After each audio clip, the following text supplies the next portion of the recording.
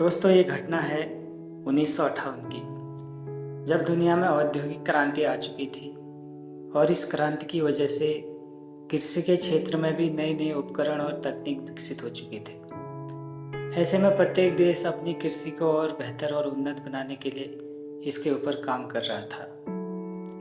इसी बीच चीन के नेता माओ ने भी चीन में अनाज की पैदावार बढ़ाने, चीन की कृषि को उन्नत बनाने और चीन की अर्थव्यवस्था को अमेरिका ब्रिटेन से आगे ले जाने के लिए इस क्षेत्र में काम करना शुरू कर दिया। इसके लिए सर्वप्रथम उन्होंने फसलों को नुकसान पहुंचाने वाले पक्षियों और कीटों की पहचान के लिए एक विशेषज्ञ टीम का गठन किया और कुछ समय अध्ययन करने के बाद चीनी विशेषज्ञों ने ये जानकारी दी कि गौरैया, चूहा, मक्खी और मच्छर, ये 4 चीज़ें इंसान की सबसे बड़ी दुश्मन हैं। अकेले गौरैया ही प्रत्येक वर्ष 4 से 5 किलो अनाज खा जाती है। इसलिए चीन की सरकार ने एक अभियान चलाया जिसका नाम था 4 कीट अभियान, और इस अभियान के अंतर्गत इन चारों जीवों को पूरी तरह समाप्त करने का फैसला लिया। दोस्तों, सरकार के इस आदेश के बाद चीन की जनता ने गौरैया को मारना शुरू कर दिया। हर चीनी नागरिक अपने अपने तरीके से इस अभियान में शामिल हो गया।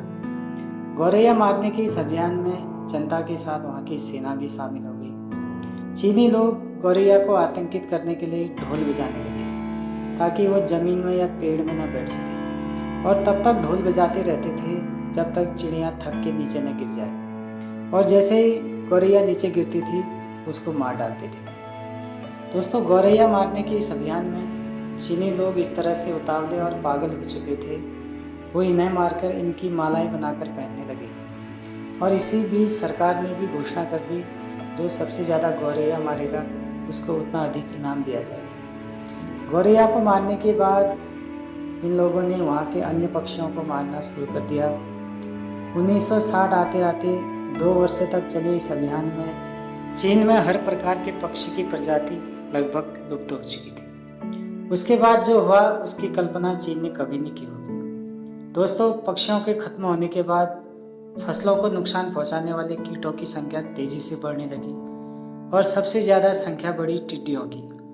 टिड्डियों ने करोड़ों की संख्या में आकर गांव-गांव, शहर-शहर चीन की पूरी फसल रातों रात नष्ट कर दी, जिसके कारण चीन में अनाज का भारी संकट पैदा हो गया और इसकी वजह से भयंकर भूखमरी पैदा हो गई। और इस भूखमरी की वजह से चीन में लगभग 3 करोड़ से अधिक लोगों की जान चली गई। और तब जाके चीनी लोगों को समझ में आया कि गौरैया उनकी दुश्मन नहीं थी बल्कि दोस्त थी, जो फसल को नुकसान पहुंचाने वाले कीड़ों को खाकर फसल की रक्षा करती थी। इस घटना के बाद चीनी जनता में वहाँ के सरकार के प्रति भारी आक्रोश उत्पन्न हो गया। सरकार को डर लगने लगा कि जनता कहीं विद्रोह न कर दे, और इस विद्रोह से बचने के लिए चीन ने 1962 में भारत के ऊपर आक्रमण कर दिया ताकि जनता का ध्यान भटकाया जा सके और उनकी सहानुभूति हासिल की जा सके। दोस्तों, इतिहास की इस मूर्खतापूर्ण घटना के विषय में आप क्या सोचते हैं, कमेंट करें। किस तरह एक नन्ही गौरैया की वजह से करोड़ों लोगों की जान चली गई, भारत की भौगोलिक स्थिति बदल गई, चीन ने हमारी ज़मीन में कब्जा कर लिया।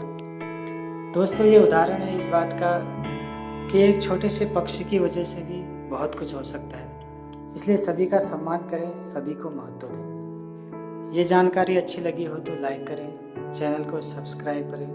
धन्यवाद।